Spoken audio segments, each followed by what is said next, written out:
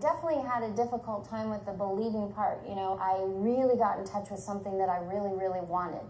But inside, my mind was just saying, really honestly, who do you think you are? And it's funny when you think about it, like objectively on paper. My first deal was $864 million.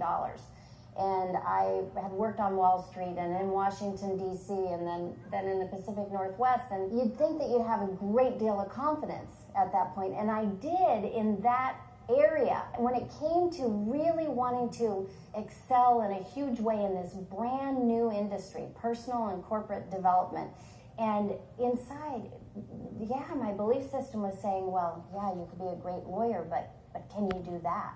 And so there was absolutely that. And there's this strong paradigm, and part of the paradigm is your self-image. It's just the way that you have learned to think about yourself.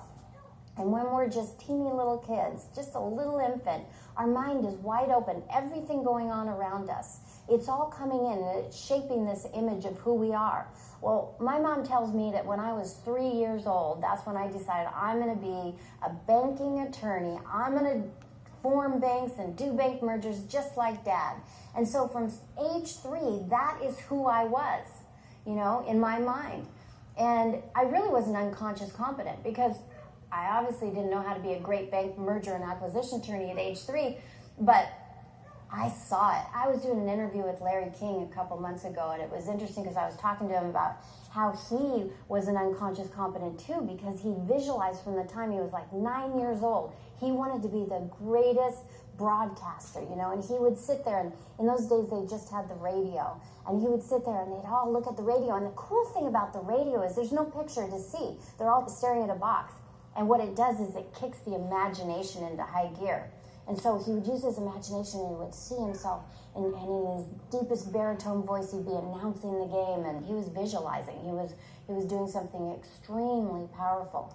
Well, that's what I had done as a young kid in terms of being a lawyer. And now, I think I was 43 at the time, and now I'm thinking I'm going to do something completely different. And, you know, the belief system is saying, that is crazy. I could hear the criticism in my head, and I could just anticipate what was coming. Anybody in my life that I talked to about this, what are you going to wait? Why would you think of doing something like that, you know? What a waste of time, and what about those clients, and all the doubt that creeps in. You got to get an idea in your mind of what you want, and then you get crystal clear about that idea. So you kick your imagination into high gear, really kick it into high gear, and think about imagination in a way different sense than we get it in school. If you think about imagination, it gives you the ability to go from where you are now to where you want to be instantly. You're there. And when you're there in your mind and you can see it and you can feel it, it changes the vibration you're in. And when it changes the vibration and it moves you into action to move you towards the good you want in your life, anybody can do this.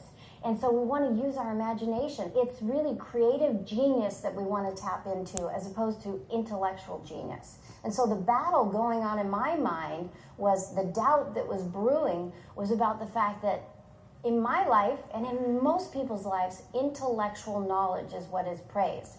You know, what we learn in school, the degrees that we get, how good at grades we got. I really tried to do as best as I could to please my dad and show him I could be a great banking attorney. And all of that, it's important. It has its role.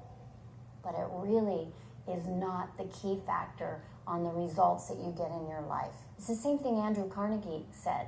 Any idea that is held in the mind, that is emphasized, that is either feared or revered, good or bad, feared or revered, will begin at once to clothe itself in the most convenient and appropriate form available.